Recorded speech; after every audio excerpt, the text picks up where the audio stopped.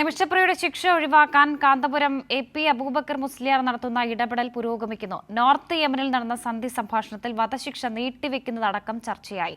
ലോക Kerala സഭാംഗങ്ങളായ action committee ഭാരവാഹികൾ കാന്തപുരവുമായി കൂടിക്കാഴ്ച നടത്തി. വിവരങ്ങൾ AK ലതീഷ് നൽകും. ലതീഷ്, കേന്ദ്രമടക്കം കൈയൊഴിഞ്ഞ ഒരു സാഹചര്യമാണ്. അതായത് കേന്ദ്രത്തിന് ഇടപെടാൻ കഴിയില്ല, യമനുമായിട്ടുള്ള ചർച്ചകളിൽ ഇടപെടാൻ കഴിയില്ല എന്നതടക്കം ഈ കേന്ദ്രം ഇപ്പോൾ പറഞ്ഞിട്ടുണ്ട്.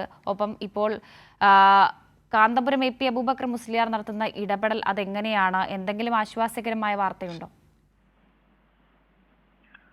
വർഷ, കാന്തപുരത്തിന്റെ ഇടപെടലിൽ 3 ഘട്ടങ്ങളിലായുള്ള ചർച്ചകളാണ് ഇപ്പോൾ നടന്നത്. ചർച്ച തുടരാൻ തന്നെയാണ് തീരുമാനം. നാളെയും ചർച്ച തുടരും. വധശിക്ഷ മരവിപ്പിക്കുക അല്ലെങ്കിൽ നീട്ടിവെക്കുന്ന അടക്കമുള്ള കാര്യങ്ങളാണ് ഇതിൽ പ്രധാനമായും ചർച്ച ചെയ്യുന്നത്.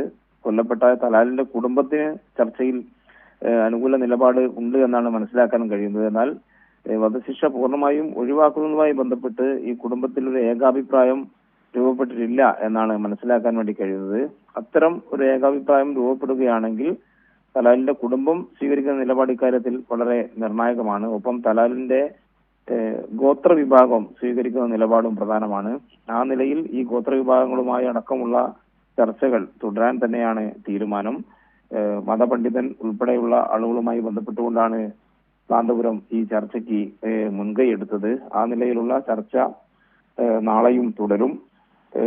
16-ാം തീയതിയാണ് നിമിഷപ്രിയയുടെ വധശിക്ഷ നടപ്പാക്കേണ്ട തീയതി. ഒരു ദിവസം മാത്രമാണ് അവശേഷിക്കുന്നത്.